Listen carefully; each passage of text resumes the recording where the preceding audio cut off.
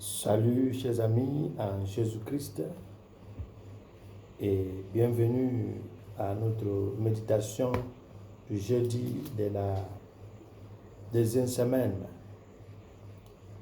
Nous lisons l'évangile selon Saint Matthieu chapitre 11 versets 11 à 15, Isaïe 41 versets 13 à 20 et Psaume 144. Jésus déclarait aux foules: Amen, je vous le dis, parmi les hommes, il n'en a pas existé de plus grand que Jean-Baptiste. Et cependant, le plus petit dans le royaume des cieux est plus grand que lui. Depuis le temps de Jean-Baptiste jusqu'à présent, le royaume des cieux subit la violence et les violents cherchent à s'en emparer. Tous les prophètes ainsi que la loi ont parlé jusqu'à Jean. Et si vous voulez bien comprendre, le prophète Élie qui doit venir, c'est lui qui a des oreilles qui l'entendent. Nous méditons autour du thème « Grand par l'humilité ». La kénose de Jean-Baptiste lui a valu une place spéciale. C'est lui qui est venu avec l'esprit et la puissance d'Élie selon Luc chapitre 1 verset 17 et Malachie chapitre 4 verset 5 à 6, ne s'est pas laissé emporter d'orgueil. Et l'évangile nous dit aujourd'hui, depuis le temps de Jean-Baptiste jusqu'à présent, le royaume des cieux subit la violence et les violents cherchent à s'en emparer. Quelle importance, quelle leçon pour nous aujourd'hui. Permettez-moi de dire que la période en question, depuis le temps de Jean-Baptiste jusqu'à présent, parle de la deuxième période de l'alliance, de la nouvelle alliance avec Dieu. Et il s'agit de la période de l'accomplissement de la promesse. La promesse a été faite avant et son accomplissement a commencé avec l'arrivée de Jean jusqu'à la parousie. C'est la période de l'accomplissement. Et Dieu accomplit ses promesses en commençant par la leçon de Jésus jusqu'au jour où nous le verrons tel qu'il est face à face. C'est toujours cette deuxième partie de l'alliance, la période de l'accomplissement. Une des promesses de l'alliance, c'est l'appropriation de la loi et le retour. Ça veut dire la mise au cœur de la loi et le retour des exilés grâce au pardon des péchés qui sera une des marques de cette alliance. Et pour ce faire, il faut un personnage avec le caractère prophétique d'Élie, pour qu'il s'agisse d'une génération et d'une époque de violence. Et le son de cette violence est le sens où, tant qu'on ne touche pas le cœur par le mot qu'il faut, par l'acte qu'il faut, par les gestes qu'il faut, rien ne bougera. Il y a plusieurs sons de cette violence.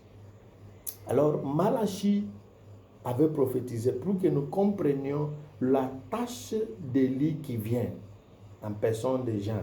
Il dit, voici, je vous enverrai Élie le prophète avant que le jour de l'Éternel arrive.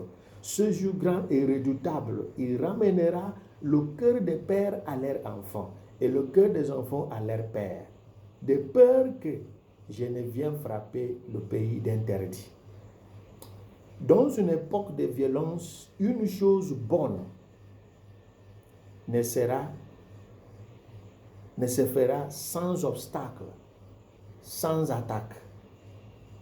Il s'agit d'attaques idéologiques, d'attaques spirituelles, d'attaques physiques, d'attaques morales, etc.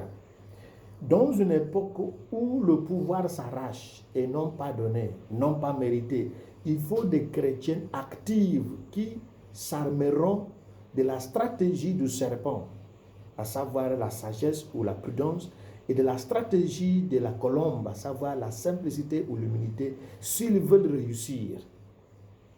Matthieu chapitre 10, verset 16 nous précise, Jésus a dit, je vous envoie comme les brebis, les agneaux, parmi les loups.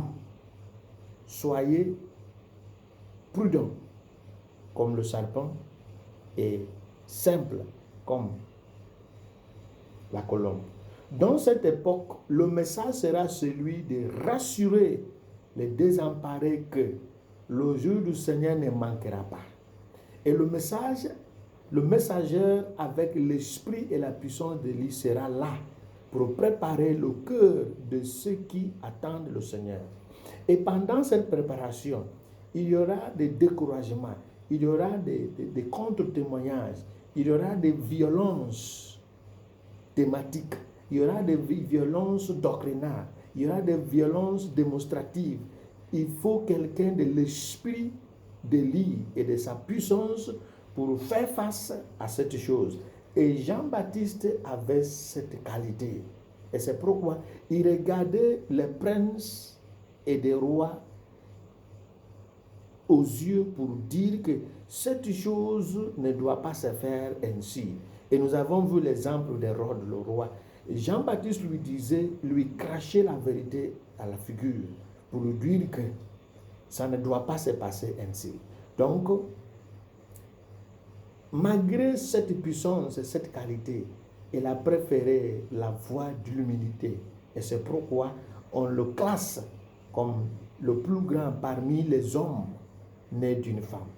Et pourtant, le plus petit au ciel est plus grand que lui.